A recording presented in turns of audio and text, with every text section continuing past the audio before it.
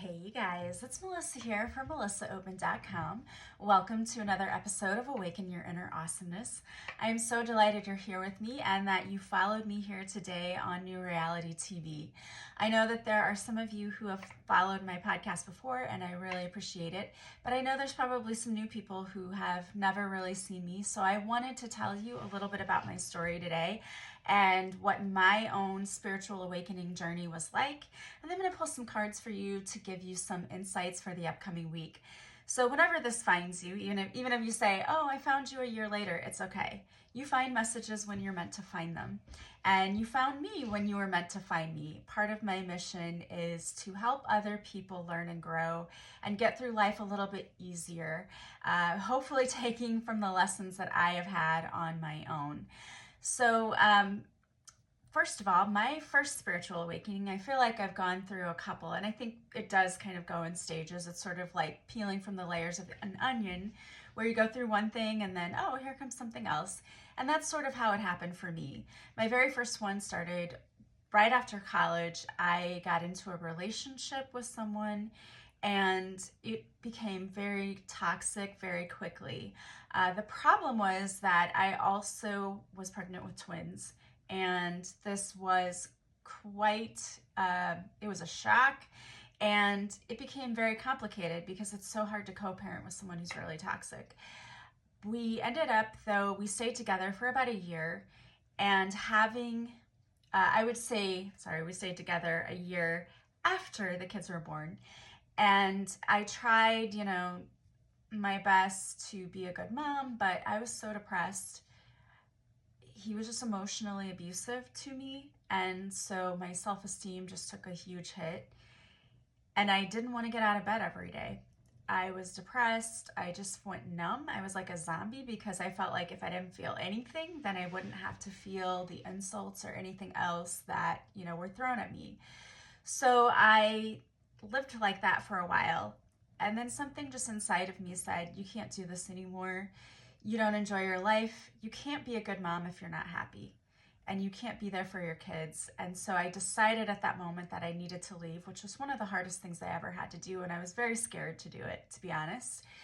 But I left, and I had been a stay-at-home mom at the time, but I had a degree.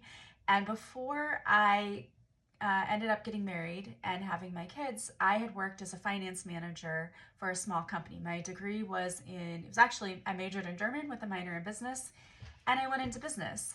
I hated it. It was just not for me. So that was also a time for me to say, okay, well, you have to start over anyway. You don't have to go back to the same old job that you didn't like. I always feel like those moments in our lives that are tower moments are times for us to be able to reinvent ourselves. And that's really what it was about. So I did. I went back to school during the day to substitute teach. And when I was teaching, I loved it. So my mom said, well, why don't you become a teacher? So that's what I did. I went back to school at night. I substitute taught during the day, went to school at night, and I got my teaching degree. And the thing about it is I had a very strong village around me. I'm so thankful for that. My mom was a huge part of that. They watched my kids while I went to school, and helped me out.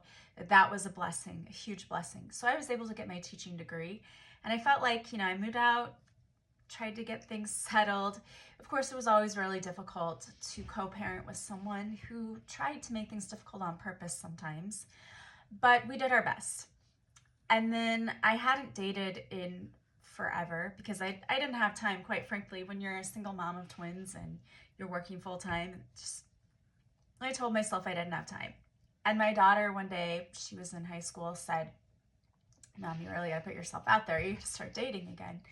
So I agreed. We put together a dating profile in one of the apps, and I dated a few people and then had a serious relationship for about 6 months. But it sort of imploded at the end. And I asked myself, why does this keep happening? What's going on? And that led to my second spiritual awakening, or at least second level, I guess, of the spiritual awakening, where I realized that I needed to look at my own self. Things were not working out. I couldn't blame other people. I had to look at my own self. Why was I attracting these same types of people? And that led me to learning that, I had low self-esteem and there were things I needed to work on, which led me to asking the question, like, there has to be more to life than this. What's going on?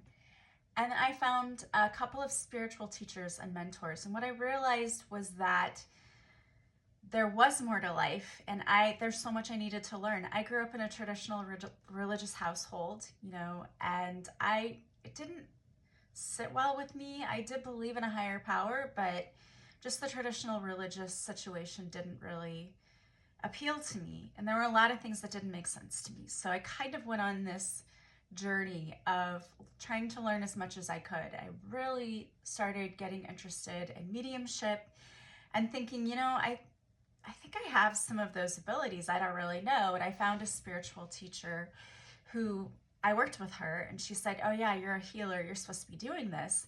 And I realized early on in life I was an empath.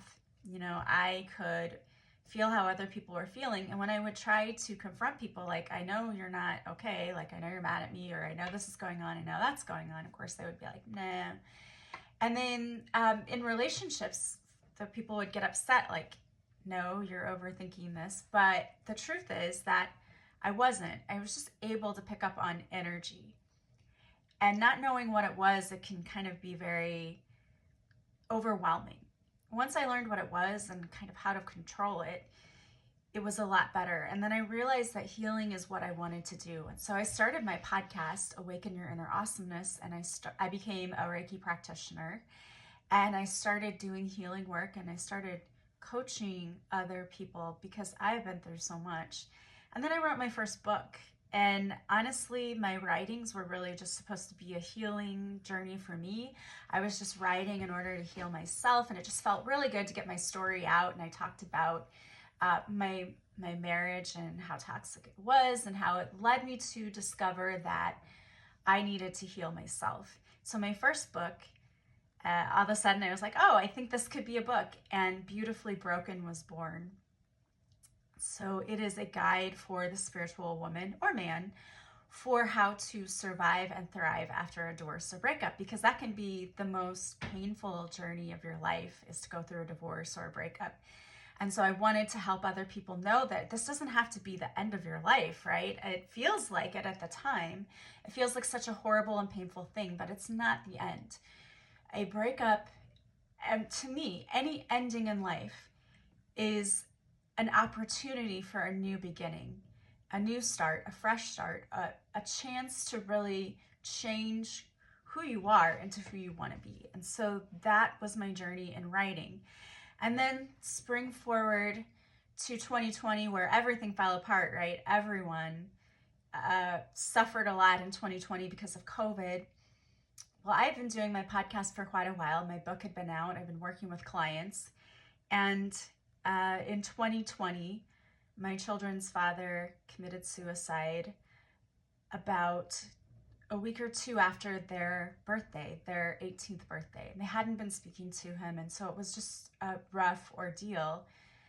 Then COVID happened. It was their senior year of high school. We didn't have prom or, traditional graduation, so that was rough. And then that summer, my mom was diagnosed with pancreatic cancer. So it was a rough couple of years after that, trying to work through the grief of losing their dad, helping them with that, getting them to college, and then my mom finding out that she was sick and trying to help her with her cancer diagnosis. And we eventually, my mom passed away in January of 2022. And that whole journey was just so rough. And after she passed away, it's so strange because I think a lot of people will tell you this, but the person that held the family together, who was the glue, when they pass away, you don't realize how much they were that person. And that's how it was when my mom died. She was the glue that held us all together. And after she passed away, it all kind of fell apart.